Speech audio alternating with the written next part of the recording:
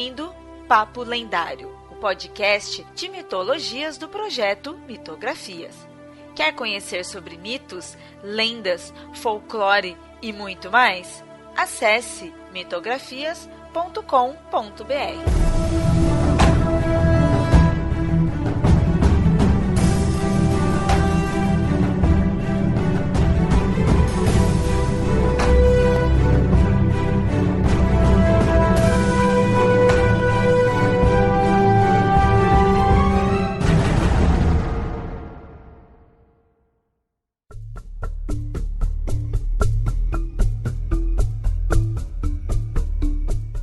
Muito bem, ouvinte. No episódio de hoje do Papo Lendário, estou apenas eu aqui da equipe, mas não tem problema, pois hoje será um episódio de entrevista, então o conteúdo virá todo do convidado.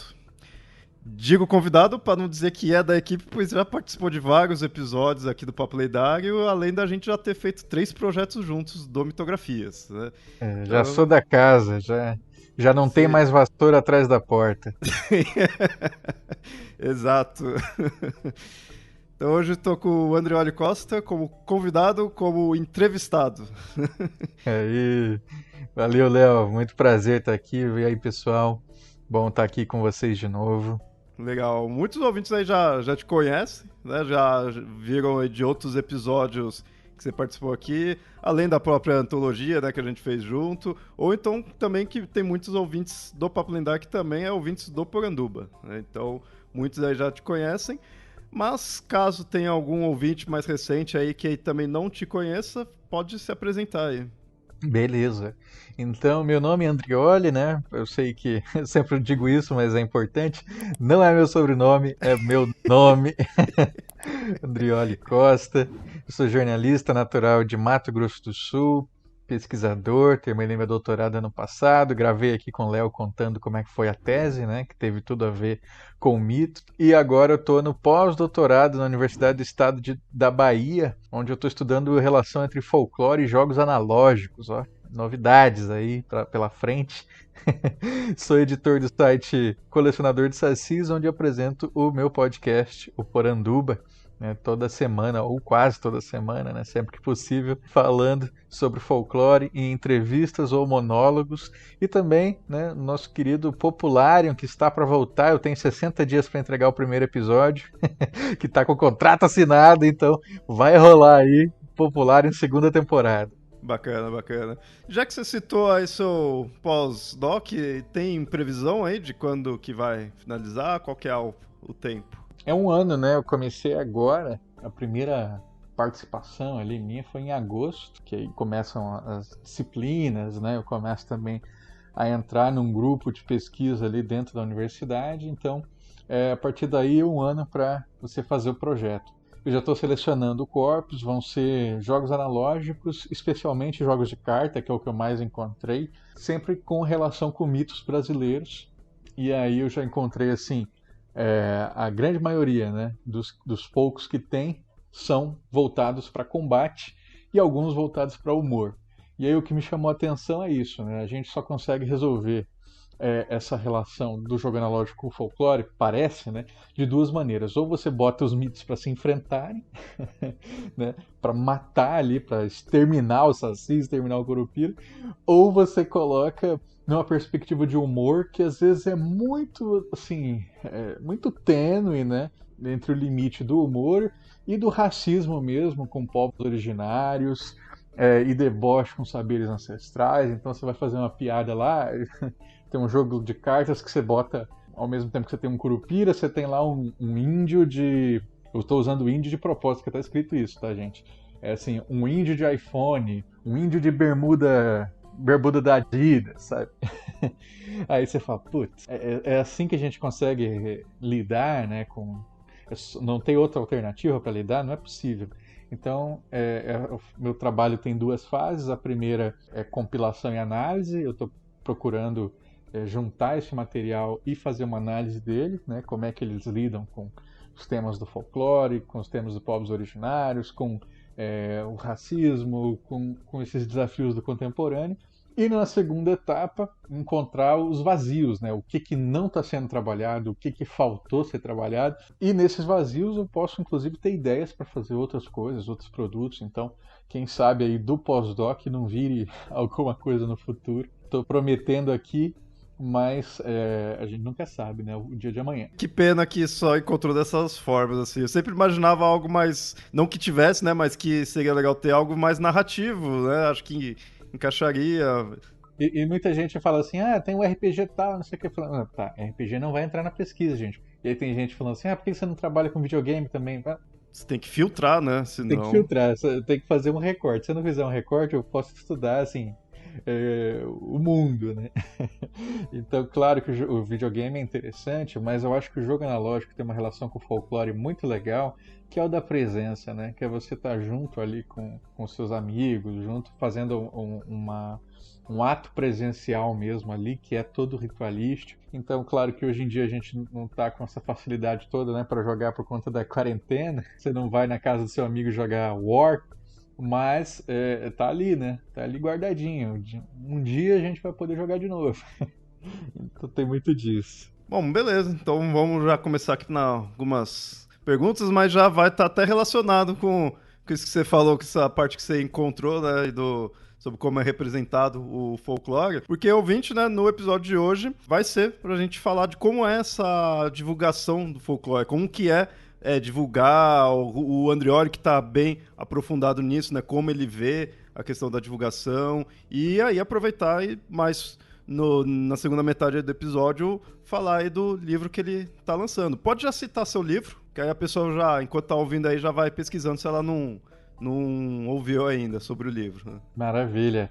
Vocês têm que saber que quando eu gosto de um nome, né, eu uso esse nome em tudo. Então, além do nome do meu site, que é o colecionadordesacis.com.br, o meu livro se chama O Colecionador de Sacis e Outros Contos Folclóricos. Né? E aí lá o conto de abertura já é o Colecionador de Sacis, para dar o tom do livro que eu quero, um conto bem dramático.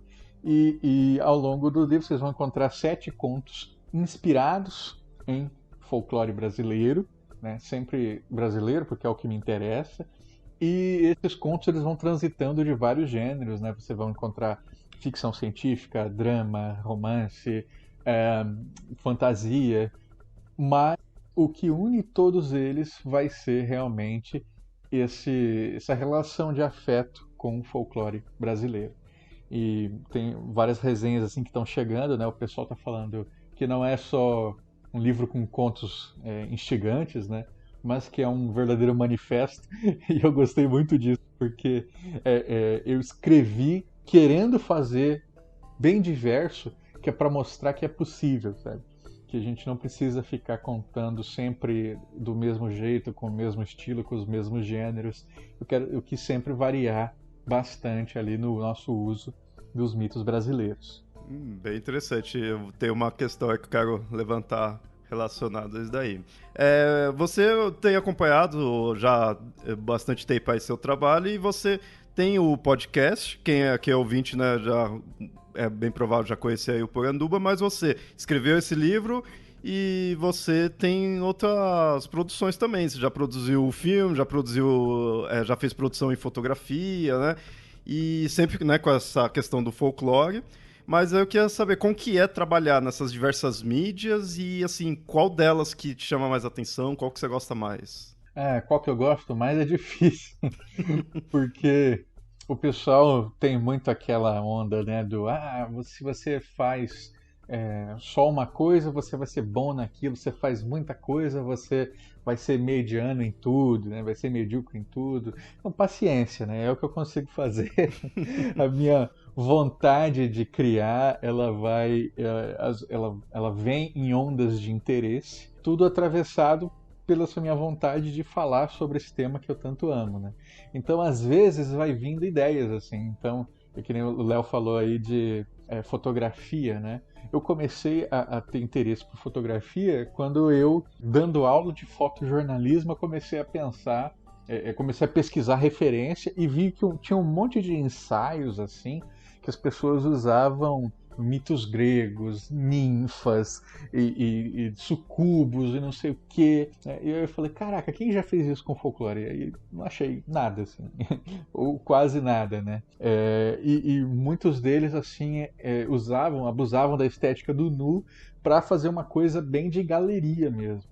E aí, quando eu vi isso, eu falei assim, cara, eu vou fazer ensaios nus inspirados em folclore brasileiro para pegar um público muito diferente, né? Porque eu já tinha um público ali de crianças, de jovens. Eu queria levar isso para um público de galeria, né? Um público que não tivesse nenhum contato com nada que eu já tivesse feito antes. Eu nunca tinha feito nenhum ensaio nu na vida. Fui fazer oficinas, fui aprender como é que corri atrás e aí fiz esse projeto com 4 ensaios, né? 2 masculinos e 2 femininos, representando Boitatá, Boto, Lobisomem e Negrinho do Pastoreio.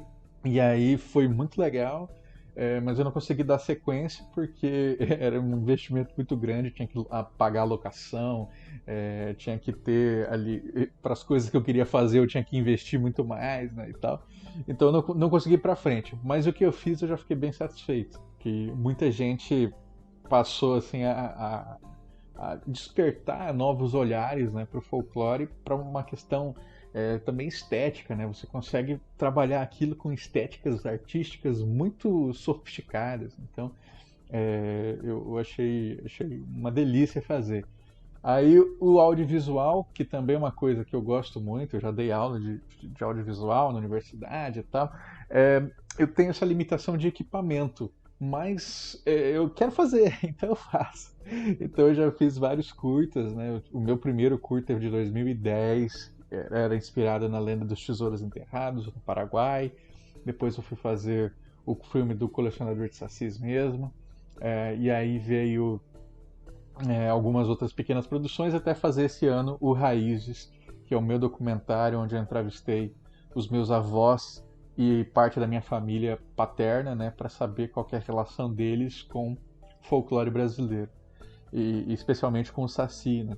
E foi muito emocionante para mim, porque meu avô faleceu ano passado, então retomar esse material que eu tinha gravado já com ele foi uma retomada ali de muitas lembranças, e fazer essa exibição ali em streaming, ao vivo, para todo mundo que me acompanhou, nossa, foi demais. Eu chorei muito, ri muito, foi gostoso demais. E, né, falei da foto, falei do filme, o podcast que está sempre emocionando muita gente, o livro que está fazendo as pessoas, alguns contos chorarem, outros se divertirem, outros sonharem. Então, assim, tantas emoções que dá para você despertar.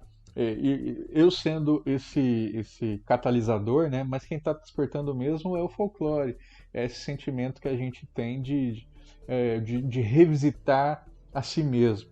E aí, para eu encerrar essa minha primeira fala, né, um comentário que eu achei muito legal de um leitor do livro foi que o Andreoli conta histórias que parecem que sempre estiveram com a gente. Que é essa familiaridade, né? Bacana, bacana. É legal ver isso daí e ver como você se emociona, né, também falando de folclore, apresentando, né, o folclore em si. E eu assisti a live quando você passou o documentário, né? Então eu via também o pessoal tudo empolgado, né? Eu tava empolgado ali.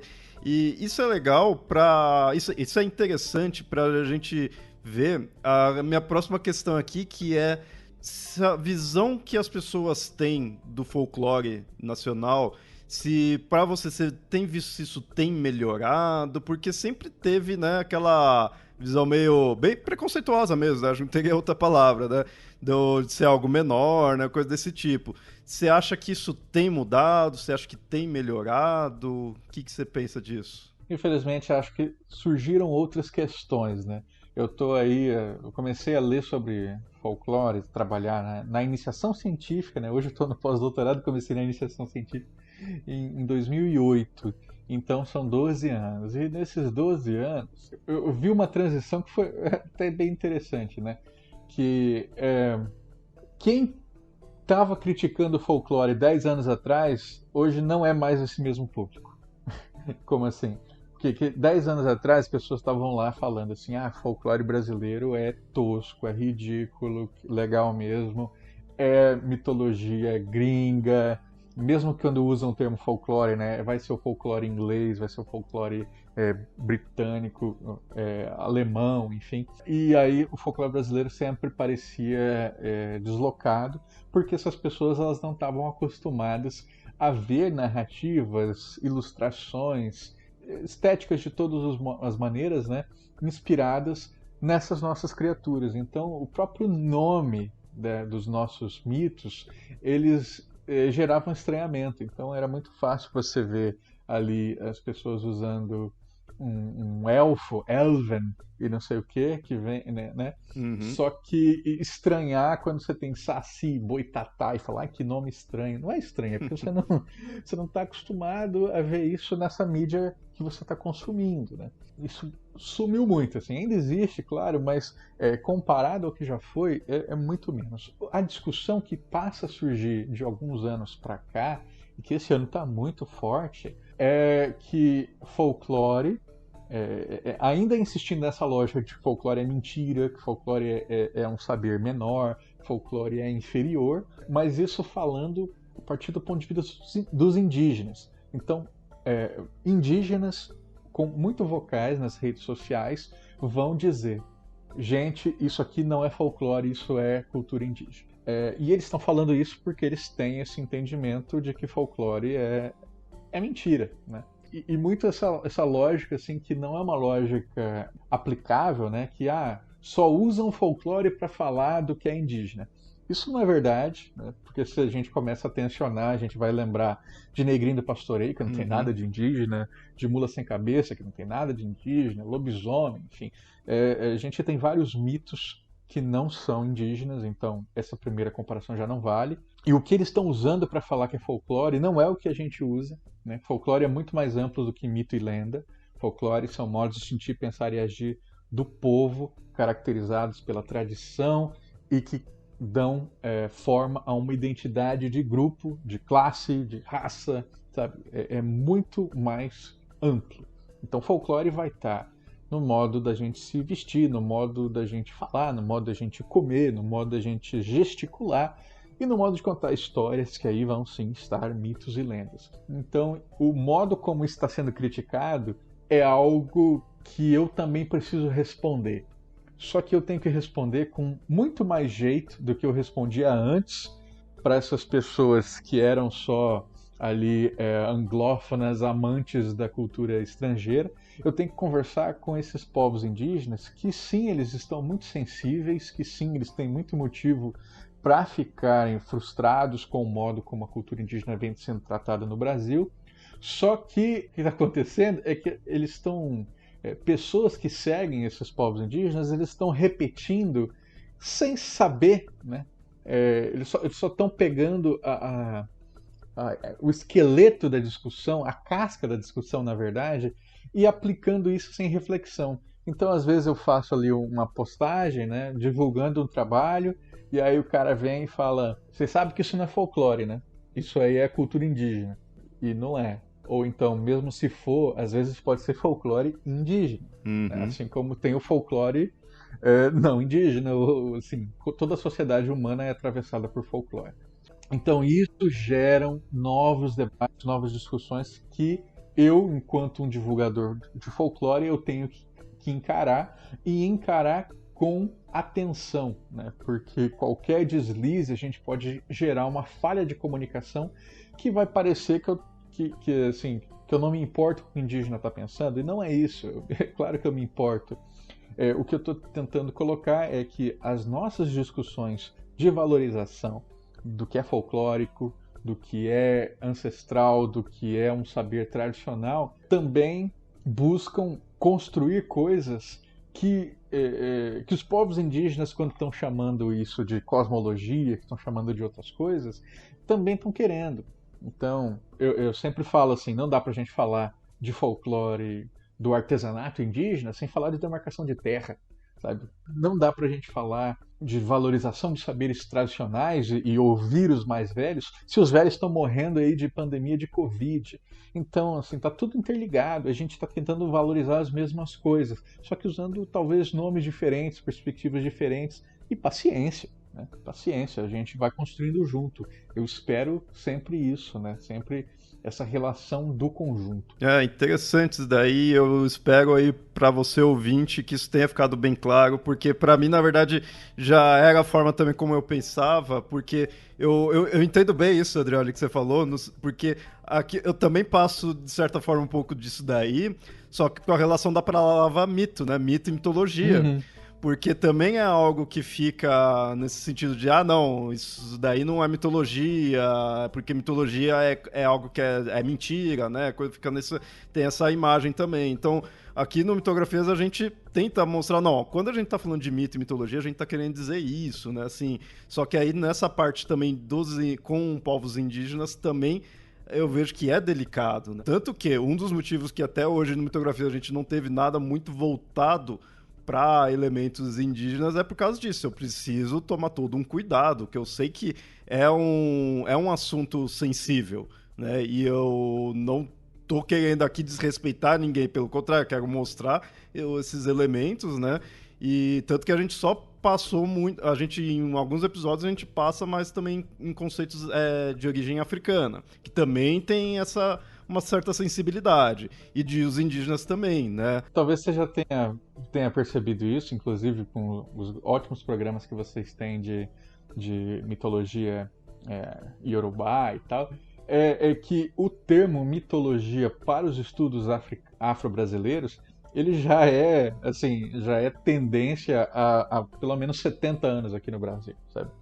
Então, Edson Carneiro, Arthur Ramos, os caras que estavam lá em 1930, Bahia, Recife, estavam pensando isso e usando esse termo, né, mitologia afro-brasileira, mitologia iorubá, mitologia Matô, não sei o quê. E isso ficou. E ninguém questiona isso porque faz parte mesmo. É a mitologia dos orixás. E é incrível, e é verdade, e é pungente, é potente, direciona a nossa vida.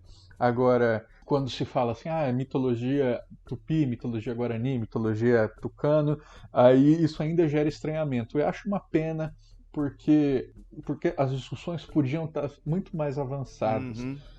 E eu aproveito até esse espaço para levantar algumas coisas que a gente vem discutindo com frequência nas lives do Folclore BR, né? Que esse mês a gente discutiu muito, muito isso, que é, por exemplo, as pessoas falam assim, por que usa folclore? Folclore é uma palavra estrangeira, né? Bom, se for assim, sei lá, laranja é uma palavra estrangeira também, laranja vem do árabe, isso não é argumento. Aí, mas é um conceito estrangeiro, vamos usar cosmologia. Cosmologia é um conceito alemão do século XIX, também não é nativo, sabe? Teve um comentário maravilhoso, né, que mandaram esses tempos aí. Isso não é folclore, isso é mitologia. Vamos usar mitologia, que é um termo que não é um termo estrangeiro. Gente, pelo amor de Deus, né? Mitologia vem do mitos. Enfim, isso que isso é um esvaziamento de argumento. Até na nossa live teve um indígena tucano fez um comentário que eu achei assim louvável. Ele falou: muito se usa agora encantado para falar dos seres das matas, né? Indígenas. Ele falou assim: encantado também não é uma palavra nossa. E aí? A ideia, claro, cada povo vai chamar de um jeito e cada povo. Eu já perguntei isso para alguns indígenas, inclusive Daniel Munduruku, Denilson Banilva. Assim, então como é que vocês chamam? Eles não chamam de nada às vezes, porque faz parte da vivência, assim, não é algo separado, não assim, aquele conjunto de criaturas. Não é uma preocupação deles, às vezes não tem um nome específico, né? Então a gente também não pode se furtar de fazer análises em profundidade dos nossos observáveis. Isso faz parte da própria dinâmica ali do entendimento cultural, né? Então, o povo vai chamar de um jeito ou não vai chamar. Tudo bem, eu não sou do povo, eu chamo dessa maneira, entendendo e respeitando o que eles estão definindo.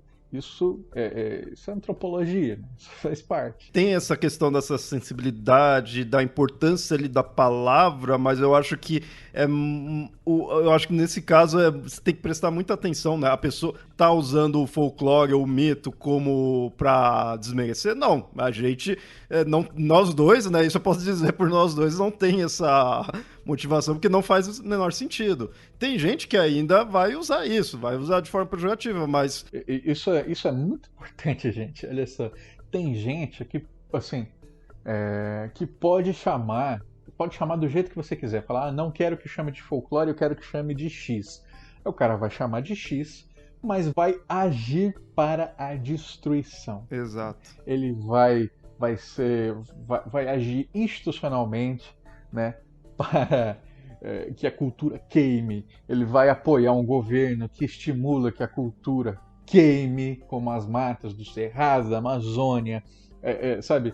Esse tipo de ação é o mais importante. A nomenclatura, assim, sinceramente, né, ela é um capricho, porque como a gente age para salvaguardar esse saber ou para reconhecer esse saber, e reconhecendo esse saber, reconhecendo também o povo que o manifesta, isso aí é o que vai definir para mim como a gente vai, o respeito real que a gente está manifestando aqui. Então tem muita gente que eu conheço, gente mais velha, inclusive, que não vai usar as palavras aí que a gente usa no dia a dia, né? Não vai usar, por exemplo, que hoje já vira um consenso, né? Parece que é um consenso amplo na internet, que a gente não usa índio, a gente usa indígena. Eu conheço muito pesquisador que faz muito pelos povos indígenas e que usa índio até hoje porque foi a formação dele. Aí você vai cancelar o cara por isso? Não faz sentido, né? Olha o que ele está fazendo ali, o diálogo que ele está construindo, as pontes que ele está fazendo e interferindo ativamente para que esses povos eles sejam atendidos em todas as dimensões dos seus direitos, mas ele usa índio. E aí? É isso que vai mostrar que ele desrespeita? Pelo amor de Deus, né? Pelo amor de Deus. Então as coisas são muito mais complexas, eu quero dizer assim, do que o Twitter, tá?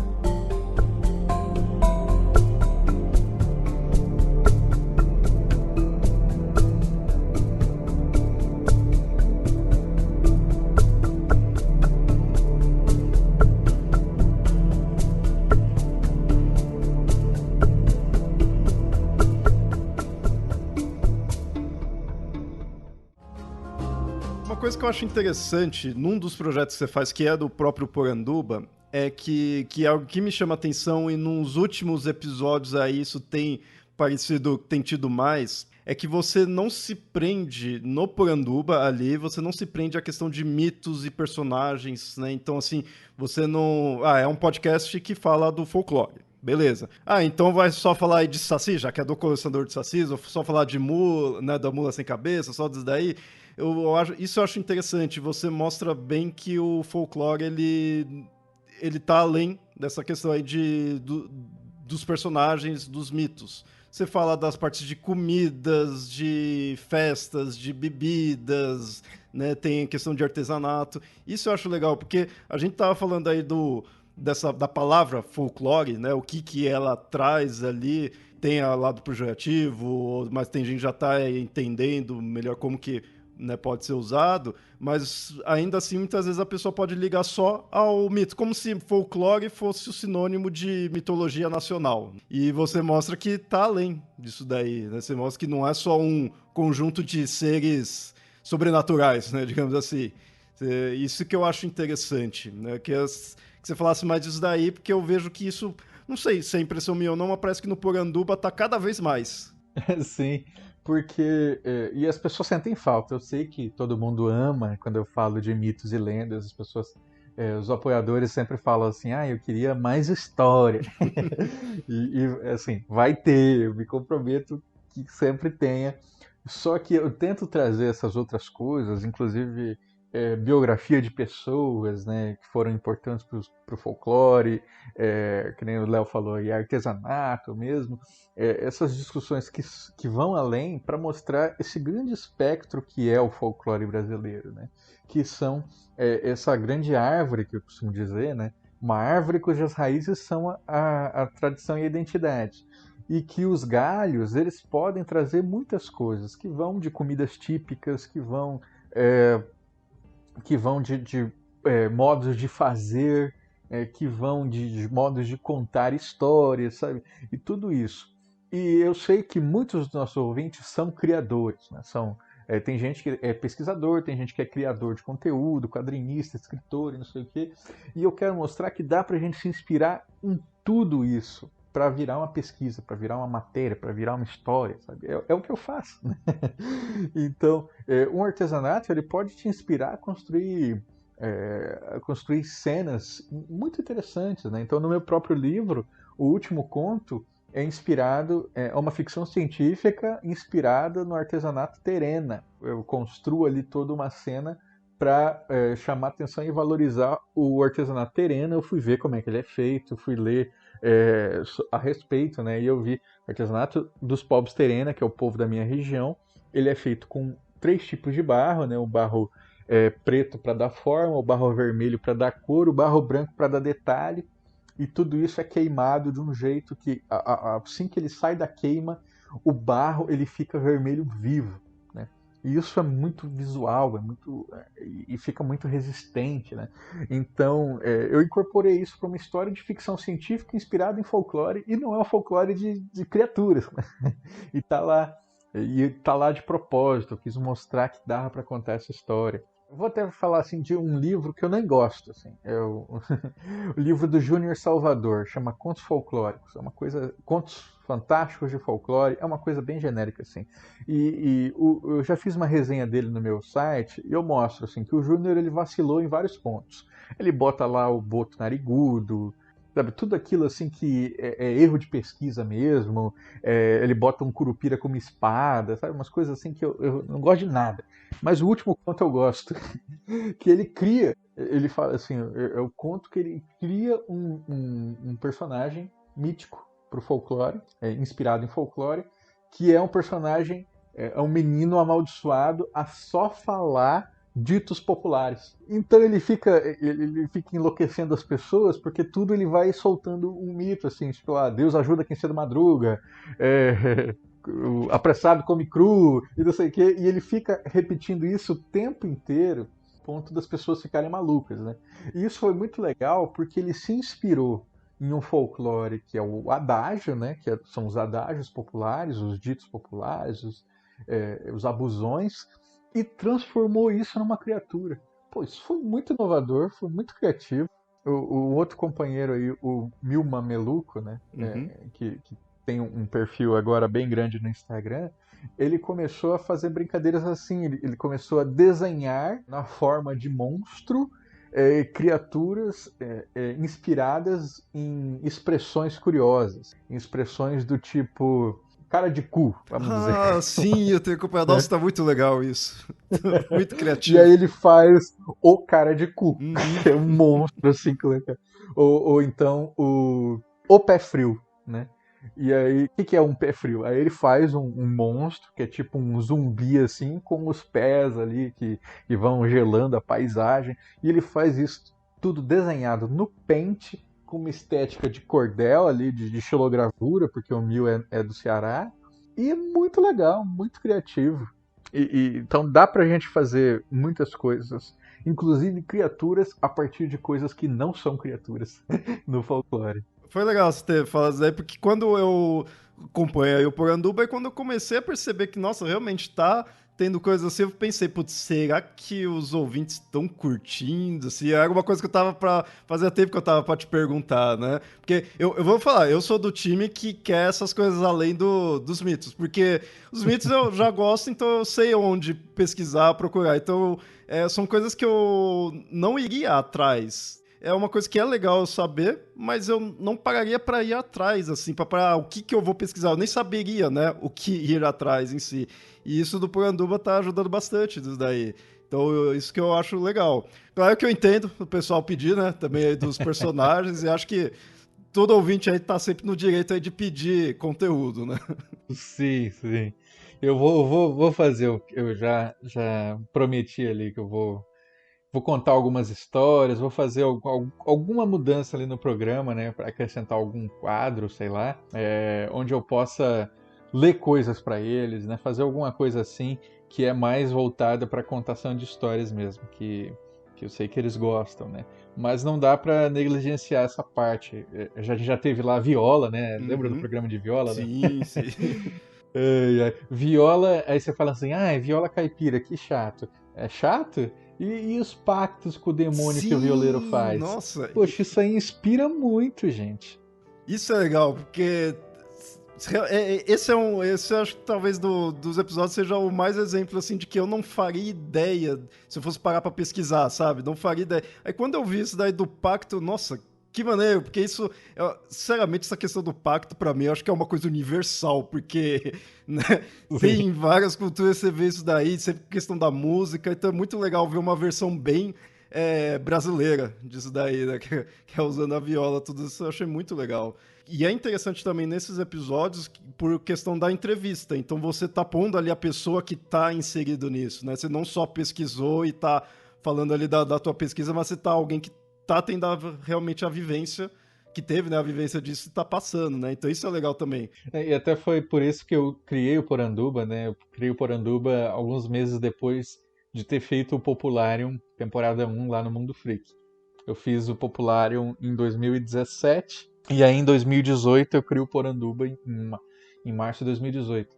Porque o Popularium foi muito bom, muito legal, mas ele além de dar um trabalho absurdo, né, ao ponto de não poder ser feito periodicamente, com a frequência necessária, ele era um monólogo. Uhum. E no Poranduba também tem monólogos, mas ele é muito focado em diálogos, né?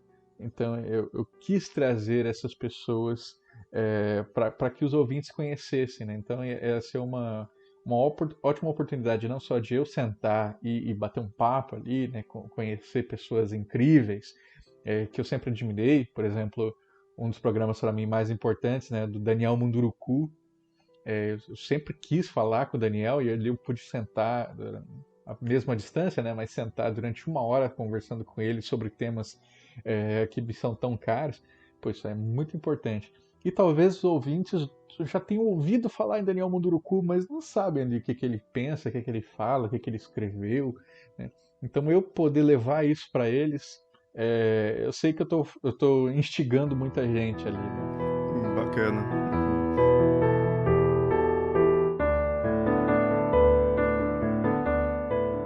Você tinha citado alguns contos aí do seu livro, você falou que foi para gêneros diferentes, né? Isso daí me lembrou uma coisa que, assim, tem a impressão, né, de tempos atrás, para mim, parecia que, assim, as produções de folclore tava indo do infantil, que as pessoas ficam com essa imagem, né, de que folclore é algo que só dá para fazer algo infantil. Então parecia que tava indo disso para o terror. Não sei se é uma impressão minha ou se isso tem mesmo, né? Mas parecia que as pessoas Teve mesmo. teve mesmo, né? Que as pessoas para fugir, né, isso não é, folclore não é infantil. Então como que a gente vai fazer? Vamos pro terror, né? Sempre indo pro algo sombrio assim. E aí eu até, né, ia confirmar com você se teve isso daí ou se é só impressão minha. E isso daí passou? Você acha que já tá mais plural mesmo? Você acha que isso foi meio ruim? Com que você pensa? Durante muito tempo, né, claro, a literatura e as criações artísticas inspiradas em folclore, elas eram sempre ligadas ao universo do infantil, muito por causa do sucesso tanto de Monteiro Lobato quanto de Ziraldo, né, com a turma do Pererê, que formou ali uma outra geração, né, a partir da década de 60, de pessoas que tinham essa relação de cultura pop com o Saci. Foi o Ziraldo. Isso também era muito castrador, né? E era também o lugar da fantasia no Brasil. Uma escritora que eu gosto muito, que é a Simone Saueresse, ela fala assim, na década de 80, ela escreveu seu primeiro livro, que é uma ficção inspirada em folclore, né, chamada Noite da Grande Magia Branca, e todos os editores falavam assim, né, isso aqui, vamos editar ela como um livro infantil. Ela falou, mas não é, isso aqui é fantasia. Falou assim, não, claro que é, olha aqui, tem boitatá, tem não sei o quê, é infantil. Para o próprio escritor, era uma imposição do mercado, né? Então, mesmo que ele não quisesse, ele não conseguia fazer diferente.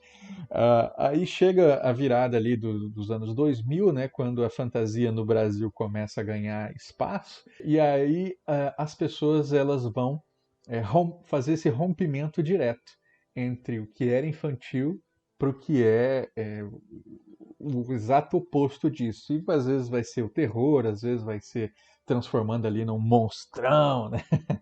Aquela coisa toda estilizada.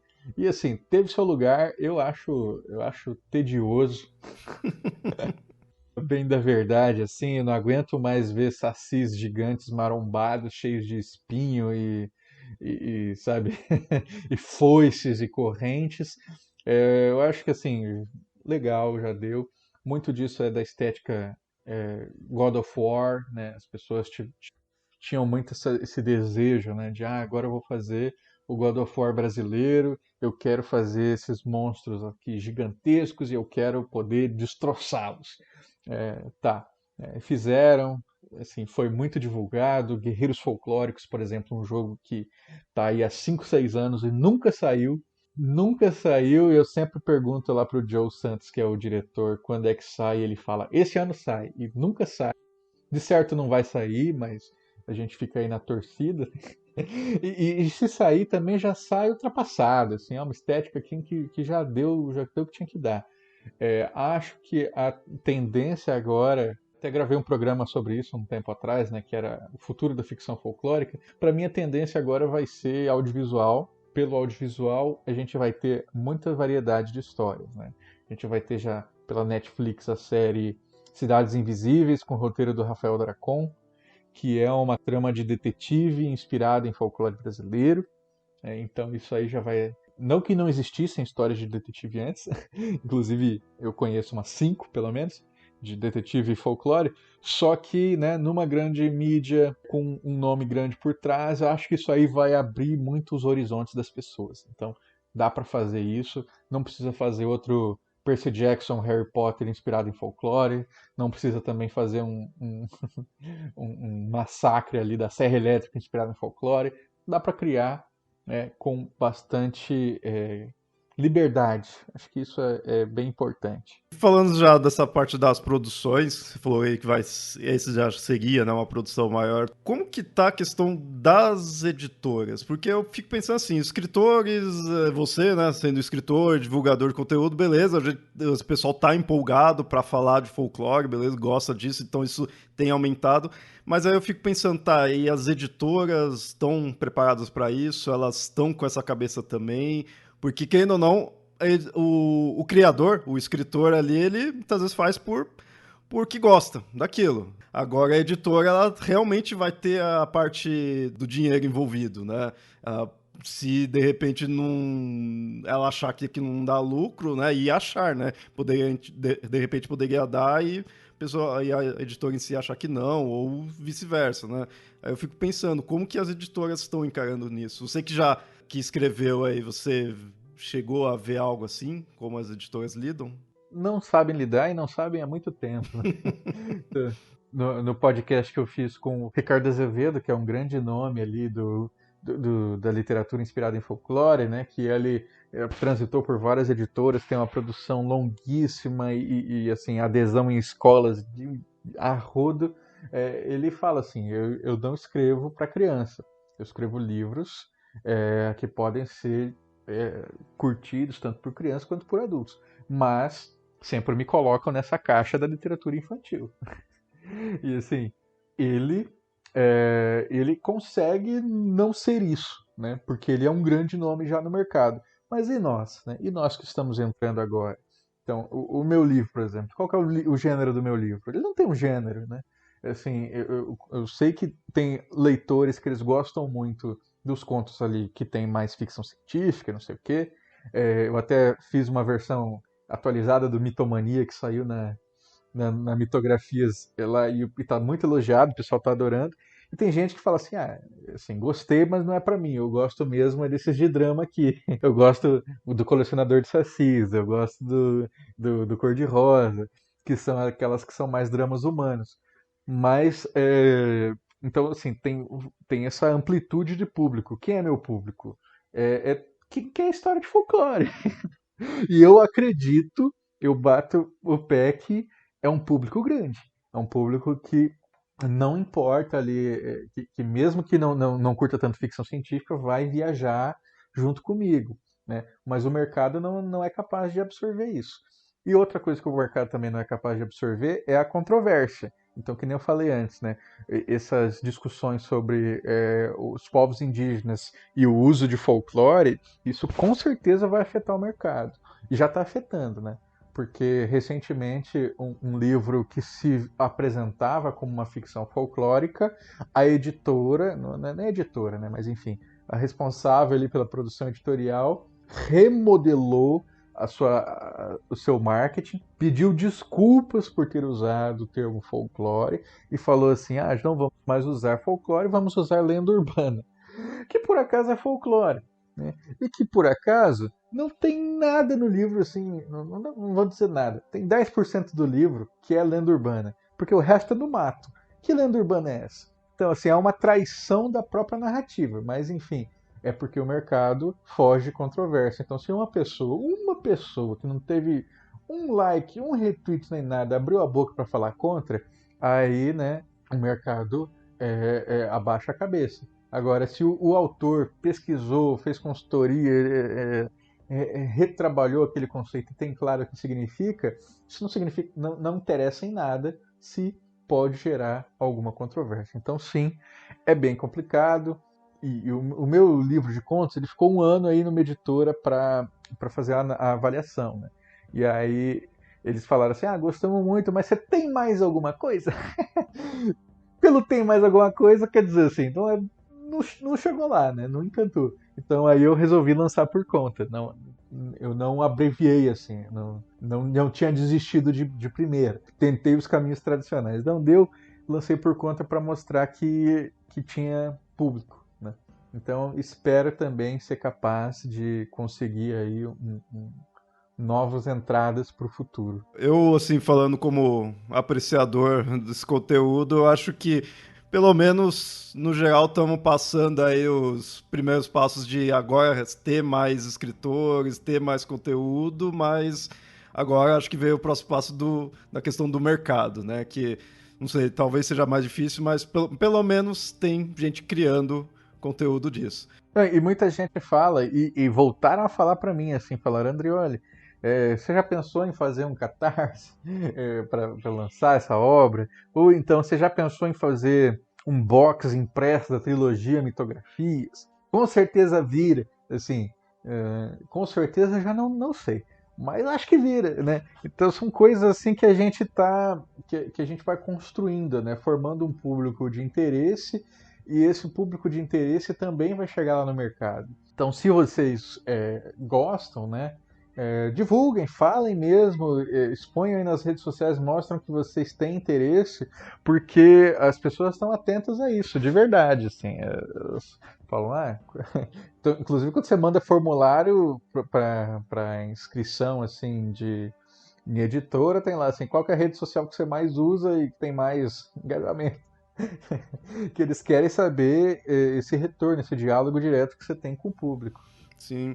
É interessante mostrar isso pro ouvinte aqui, que tipo, a divulgação do seu livro ou de qualquer outras obras aí desse tipo, não é só para mostrar pro autor, autor, gostei, né? Que legal que você fez, deixar o autor feliz. É também para mostrar pro mercado, para as editoras em geral, que, a gente é público disso. Então, se lançar algo, a gente consome, né?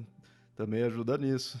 Com certeza. A pessoa, eu até perguntei lá para os apoiadores, né? O que vocês querem agora? Eu já fiz documentário, já fiz livro. O que agora de folclore, né? E aí teve, claro, história em quadrinho, né? Muita gente ali. E aí teve até assim, eu quero animação, eu quero, quero coisas grandes mesmo, que eu não consigo dar, né, enquanto uma pessoa física produtora individual, mas o que eu posso fazer é ir estimulando, né, e construindo esse público aí, essa voz coletiva de gente que vai inspirar o mercado a gerar esse tipo de conteúdo. Inclusive, o nosso tem agora uma campanha de catarse em captação, né, que chama Eu Sou Caipora, que é uma campanha de animação que o diretor era um cara que acompanhava o Folclore BR, acompanhava o Colecionador de Sacis e tal, há uns 3 anos, e aí ele falou, um dia eu vou trabalhar com esse povo, não sei o quê, e aí ele montou o estúdio dele e chamou o Alvaz, que é do Folclore BR, para ser o produtor desse filme. E sendo o produtor, ele é capaz de tomar decisões muito importantes, né? Do tipo, como é que a gente vai representar esse caipora? Como é que a gente vai ter esse diálogo com um mito que é originalmente indígena, mas que também depreendeu, né? Então, assim, tem muitas pessoas aí do interior, os avós de muito ouvinte já devem ter visto caipora, tenho certeza, né? Então, é uma coisa que não está restrita a povos indígenas mais, mas é preciso trabalhar isso, entender isso, levar isso, saber como levar isso para a mídia. E o Alvaz tem todo esse know-how, né? Então fico muito feliz que um produto grande como esse, né, esteja, né, nas mãos dele. Então deem uma olhada aí, pessoal, apoiem o Eu Sou Caipora. Eles estão pedindo R$ 48 mil e já tem o teaser lá muito bem feito, vocês vão se impressionar. Que legal, vou deixar o link aí também. Bacana, bacana. Agora então a gente chega aí no seu livro, já que a gente já falou um pouquinho aí do que você lançou, mas agora vamos se aprofundar. Primeiro aí para deixar claro para o ouvinte, os contos que tem ali, todos já tinham sido publicados ou tem algum que é a primeira vez, que é inédito? Tem contos inéditos e assim, tem os 3 contos do Mitografias, eles estão lá, editados, né? Corrigi coisas, por exemplo, no primeiro conto lá que eu escrevi, que foi o Sem Cabeça é muito elogiado até hoje, mas eu uso, eu coloco um Jurupari em Minas Gerais. E o Jurupari não existe em Minas Gerais. E eu me arrependi muito de ter colocado. E é uma menção assim de 2 parágrafos. E aí, é esse tipo de coisa que eu corrigi, sabe? Que eu voltei lá e falei, não tem por que ter o Jurupari aqui. Então eu fui lá e corrigi. Né? Então eu retrabalhei esses 3 contos, que é o Sem Cabeça, que é uma história de detetive investigando um crime de mula sem cabeça. E esse detetive é um padre jesuíta. Tem o Mitomania, que é um conto futurista, distópico, em que o último membro do Esquadrão Saci tenta cumprir a sua última missão. E para essa missão ele conta com a ajuda de uma inteligência artificial. Então, os avós, né, são as inteligências artificiais que ajudam os membros da resistência desse mundo. Então percebam, né, uma ficção que tem tudo ali de elementos muito muito particulares ali das nossas narrativas folclóricas. Então, isso vai estar sempre em diálogo. E o outro conto do Mitografias, que foi do último, que é os 3 Desejos, em que um rapaz ele vai fazer um pacto, ele vai para uma encruzilhada para fazer um pacto com o Saci, e o Saci diz que tem um preço, e o preço para ele é não a sua alma, mas que ao invés de um desejo ele realize 3. Então, por que o Saci pede isso? Porque ele já sabe que alguma coisa vai dar errado ali. Né? Então, o Saci já está armando, fazendo esse planejamento futuro ali do que vai acontecer. Então, esses 3 contos estão lá. E eles fazem, inclusive é interessante, né? Eu acho que eles fazem muito mais sentido lá do que nos Mitografias, porque lá tem toda uma estética minha, né? Então eles entram ali em diálogo com muito mais facilidade, mas ainda assim vale a pena vocês conhecerem os livros de Mitografias, né, gente? Baixem lá. E aí tem outros 4 contos, né, que é o Colecionador de Sacis, que é a história de uma mulher que visita a casa do seu pai pela primeira vez desde que ele se suicidou. E esse pai era um colecionador de sacis, então a casa está cheia de garrafas aparentemente vazias que ele jurava que tinha um saci dentro de cada uma. Então ela vai visitar essa casa e vai percorrer pelas garrafas, né? E pelo percurso das garrafas ela vai relembrando a memória do pai. O outro conto é Cor de Rosa, é uma história de romance entre uma pessoa e um boto. E é uma história assim que eu tento localizar ela bem, né? Então é uma história que se passa no Pará, tem expressões paraenses, tem toda uma entrega ali de paixão que as pessoas se identificam muito. então gostei bastante de ter feito Cor-de-Rosa. Tem o Alma do Povo, que é uma história de Pedro Malas Artes, inspirada no que Pedro Malas Artes estava segurando a porteira que sustenta o céu, e se ele soltar o céu vai cair. Então ele está lá amaldiçoado, tendo que segurar essa porteira, até que chega um professor universitário pedindo uma informação. Então aí o conto é um conto de diálogo, né, entre esses dois personagens. E por fim, o Retomada, que é esse conto que encerra o livro, onde eu penso muito naquelas discussões de cyber-agreste, ser tão punk, não sei o quê. Eu imagino um cyber cerrado. Eu coloco a minha terra, Mato Grosso do Sul, num futuro também distópico, coordenado pelos bispos.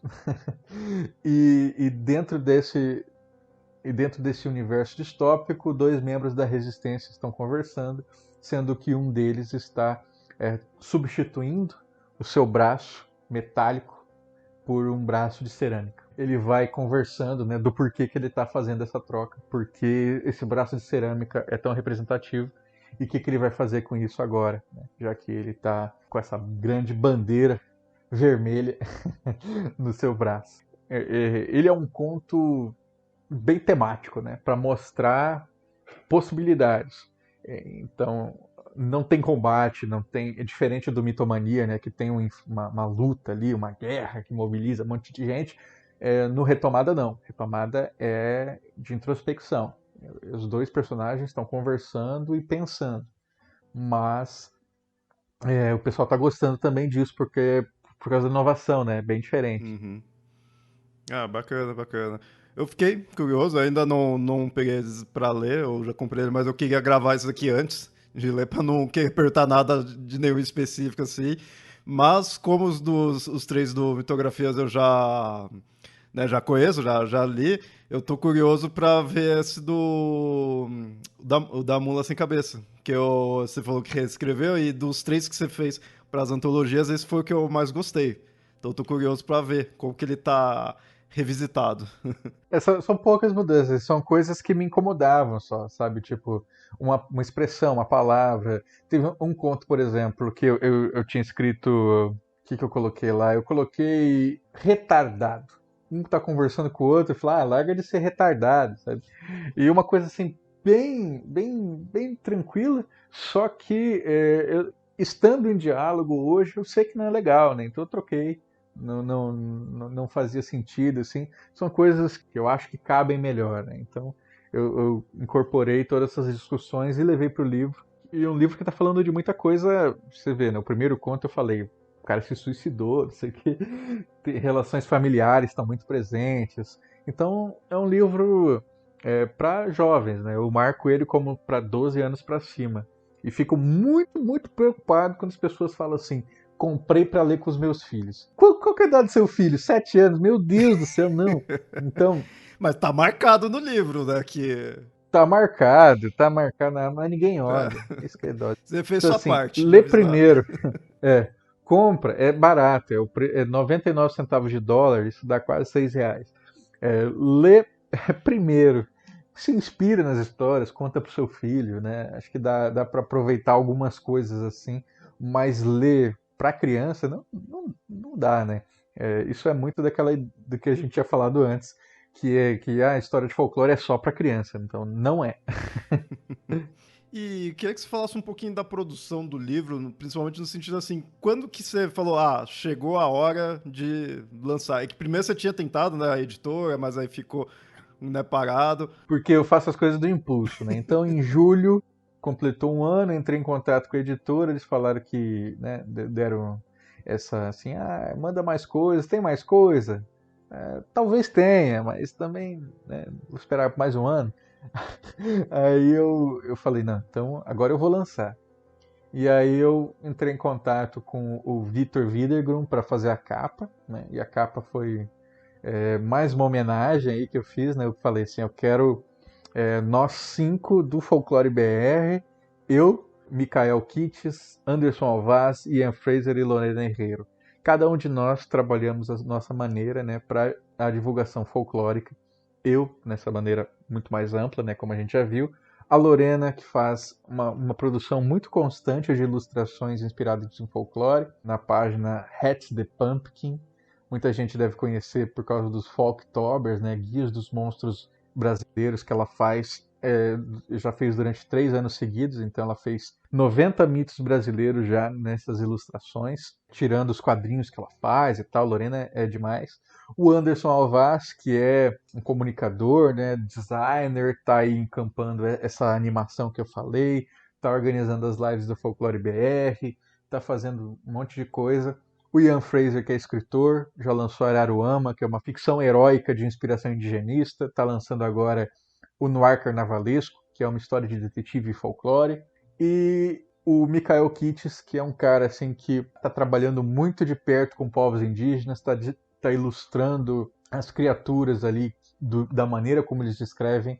Ele mora lá em Manaus, então ele vai para o Centro de Medicina Indígena, pergunta como é que é o Boraró, que é um parente do Curupira. Aí ele vai lá e desenha o Boraró e mostra para o indígena aprova e não sei o quê. E homenageei a nós todos na capa do livro, fazendo essa estética do Vitor, que é uma estética que ficou muito famosa nas ilustrações do Cyber Agreste, né? Que é um futuro distópico, mas com influência cyberpunk e tudo mais. Então a gente botou tudo lá.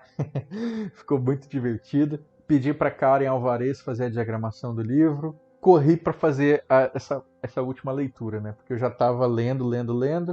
E aí eu falei, então, mas agora para publicar eu preciso ler a valer. Então li de cabo a rabo tudo e falei, pronto, é o que deu. Pensei até em escrever coisa nova, mas eu tinha lambido tanto a cria que deixa pro próximo. É bacana, legal você ter citado o restante do grupo, aí, né, do pessoal, que quem sabe aí futuramente eu tô chamando eles para alguns episódios aí, que eu gosto pra caramba. Eu sou, desse ponto, eu tô bem no lugar de espectador ali, fico assistindo as lives, tudo, então é alguém que é o pessoal que eu acompanho bastante aí, então é legal quando der chamar eles aí também. E tá surgindo coisa, né? Você vê, o Mikael também tá num projeto grande aí que a gente não pode divulgar ainda, mas, pô, vai ser muito legal se der certo. Não, já tá dando certo, né? Mas quando sair vai ser muito legal. Enfim, a gente tá chegando lá. E quem sabe as coisas que vão surgindo aí nos meses a seguir. Sempre vem novidade. Algo referente ao seu livro que pode surgir é a versão física, e aí? O pessoal tá pedindo muito, eu falei assim, ó, tem que dar certo essa versão digital para Sim, sim, a sim. gente fazer uma impressa, né? E por enquanto tá dando certo, eu gostei bastante, fiquei a primeira semana inteira praticamente na lista dos mais vendidos. Número 1 em antologia, número 1 em mitos e lendas para jovens, mitos e lendas para crianças, e essa parte me preocupava um pouco. Né? Tava também em fantasia, né? Fiquei bem colocado ali também em fantasia. Enfim, rendeu bastante ali a primeira semana. E agora o pessoal tá lendo, né? Então tá vindo as resenhas cada vez mais. Então, se você já leu também, resenhe. E fiquei feliz porque eu não achava que eu ia ganhar nada de direito autoral e até que um dinheirinho que vai Ah, que bom. aparecendo, assim, Que bom, que bom. fiquei contente. Então, não descarto assim a versão física, mas com certeza, gente, a versão física vai ter que ter mais contos, porque ele é um livro que ficou bem enxuto, né? Ele ficou com 65 páginas de Word. Se a gente fizer ele impresso, eu sei que isso duplica, vai para 120 páginas, mas ainda assim é um livro muito fino, né? Então eu com certeza acrescentaria outros contos nele e outros contos para tentar ampliar esse espectro. Então, quero trabalhar ainda na literatura com benzimento, eu quero trabalhar na literatura ainda com cantigas de roda, que eu acho muito legal, né? Fazer uma história inspirada em cantiga de roda, já pensou? Pode ser um clima de terror, pode não ser. Dá pra pensar em muita coisa. Pô, bacana, bacana. Torcendo aí pra vir, pra dar certo aí, pra fazer a versão física. Inclusive, esse episódio aqui é pra realmente ajudar bastante nisso, então divulgar. Então, ouvinte, se você não conhecia aí, se você tá indo comprar aí o livro por causa aí desse episódio, comenta aí que eu quero ver o pessoal indo aí. Quero saber quem tá leitor novo. E o pessoal ainda pergunta assim: se eu ler pelo Kindle Unlimited, pode? Pode, por favor. Kindle Unlimited, para quem não sabe, né, você assina um serviço da Amazon por um valor bem baixo. Esses tempos aí tava, sei lá, R$ 9,90 em promoção por mês. E aí você pode baixar até 10 livros, né, à vontade ali, gratuitamente, que estejam no Kindle Unlimited. E o meu livro tá, e eu recebo por página lida. Então, se você baixou e leu, né, cada página que você vai lendo vai alguns centavos ali para minha conta. Você também aí, ó, dono de editora, agente literário, dá uma olhada lá, né, vê o que eu estou fazendo, porque quem sabe aí a gente vira outros projetos pela frente. Tem outras coisas que eu tô montando. Eu nem esperava, Léo, que esse fosse ser o meu primeiro livro assim lançado, né? Porque eu tava fazendo desde janeiro uma outra coisa. E falei, acho que isso aqui vai virar, vai virar. E aí no final acabou saindo o Colecionador de Sacis primeiro. Mas Bom que tem mais mas projetos, então. tô sempre inventando moda, né? E isso que é importante, né, gente? Continuar criando. E até as pessoas estão falando assim, eu queria uma história com os personagens da sua capa. Aí eu falei, poxa, não sei se vai ter. Mas eu quis muito fazer porque teve um divulgador de uma editora que ele falou pra mim uma coisa que nunca saiu da minha cabeça. Ele falou assim, cara, esse nome, Colecionador de Sacis, é muito bom. Porque a gente pensa logo num Indiana Jones, assim, sabe? Um cara que vai investigando, não sei o quê. E aí eu, porra, gostei muito desse toque, né? Como eu falei, no meu conto, O Colecionador de Sacis, é uma história muito, muito menos apoteótica, né? Muito mais dramática do que esse Indiana Jones que ele estava sugerindo, mas é uma coisa divertida, né? Então eu quis levar essa brincadeira pra capa, assim, e realmente inspirou as pessoas, todo mundo quer ver. Teve até um cara que falou assim que É um grupo de na RPG minha... ali, daquela capa. E que eu tô com garrafas de saci na bandoleira, assim, né? Uhum. Aí ele falou assim, eu te imaginei estilo um Ben 10, pra cada problema, assim, você puxa um saci diferente pra resolver ali, quebrar uma pedra, subir, assim. É muito bom. Muito legal a capa, ficou muito legal. Bom, é isso. E então, alguma consideração final, Andreoli? Duas coisas. Na primeira, as pessoas às vezes falam: eu sou brasileiro, sou escritor brasileiro, criador de conteúdo brasileiro, sou obrigado a fazer uma história de folclore. Deus me livre. Não, ninguém é obrigado a nada. Porque, primeiro, as pessoas não sendo obrigadas, elas já fazem histórias às vezes que são muito problemáticas. Imagine na obrigação, né? Então, não, você não é obrigado, você não precisa escrever sobre Saci só porque supostamente está na moda, e eu não sei que moda é essa, né? Porque se tivesse na moda, eu tinha saído por uma editora mesmo. Então, ninguém é obrigado, você tem que fazer por afeto e por vontade de se conectar com esse sentimento muito agregador que o folclore nos traz, que é nostálgico sim, mas que está dizendo muito sobre o nosso presente e direcionando o nosso futuro. Então, faça porque gosta, faça porque quer revisitar isso, quer lembrar da sua família, quer lembrar, não precisa nem ser só da sua família, mas da sua comunidade. Então, assim, retorne a isso. Se esse for uma coisa boa, uma lembrança agradável para você, então invista e transforme isso em história. Boto fé nisso. Agora, se você tem interesse em saber mais, né, sobre como é que a gente está usando folclore, como é que a gente está se relacionando com essas coisas, não deixe de acompanhar meu trabalho no colecionadorsacis.com.br, no podcast Poranduba, no podcast Popularium, no meu canal do YouTube. Tem sempre material saindo em tudo que é lugar. E se você leu o meu livro e gostou, saiba que no dia 24 de setembro, completando aí um mês do lançamento dele, eu vou fazer uma live só para falar do livro. Então, vai ter o link aí já, eu vou passar para o Léo depois, né? Se você clicar ali na data, você vai poder discutir comigo, né? Falar qual que é o conto que você mais gostou, o que significa aquele símbolo, o que significa aquela palavra que você não entendeu. Vamos estar lá para bater esse papo. Vai ser um prazer te receber e ver como é que essas histórias te impactaram. Oi, ouvinte, só uma pausa aqui para corrigir. O Andrioli acabou citando a data errada da live. O correto é dia 26, é um sábado, mas fica tranquilo, é só acessar o link aí no post que você já irá para a live. Maravilha! Então, ouvinte, espero que tenha curtido o episódio. Esse episódio que eu fiz questão, porque a questão da divulgação do folclore é algo que eu queria, né, abordar, queria perguntar, né, para o Andrioli em si o que ele estava achando. E quando ele lançou o livro, eu falei, pô, é o momento certo que aí eu aproveito e a gente divulga isso daí, que eu acho extremamente importante, né? E ao invés de eu apenas falar em algum episódio ou outro sobre o livro, ou só nas redes sociais, falar, vamos deixar aí o autor falar e divulgar a própria obra, né? Pô, valeu, Léo. Muito obrigado. Foi na minha primeira participação aqui no podcast chamado O Colecionador de Saci, você lembra? Sim, sim. Faz uns 3, não, faz uns 4 anos pelo menos, eu acho, que eu falando, né, aqui, eu recebi depois várias mensagens de ouvintes muito legais, um deles me chamando até para pensar numa palestra, que nunca aconteceu, mas me inspirou a pensar palestras, né, então eu acabei fazendo muita palestra e depois virou todo um trabalho à parte.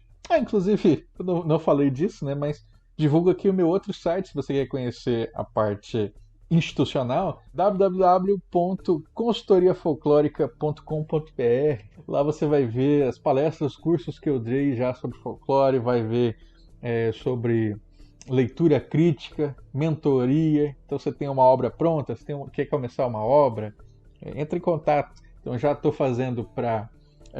o pessoal já me chamou para discutir sobre HQ, sobre conto, sobre romance, sobre novela, sobre poesia, sobre ilustração. Então, estou vendo que tem muita gente me procurando para falar sobre folclore em várias mídias. Fiquei muito feliz com isso, né? Então, se você tem aí também projetos, pode entrar em contato. Bom, ouvinte, é isso. Espero que tenha gostado. Eu vou deixar todos os links aí e vai lá, corre e compra e lê o livro. E comenta, vê o que você diz aí, o que você achou do livro. Então é isso. Até mais. Valeu, pessoal!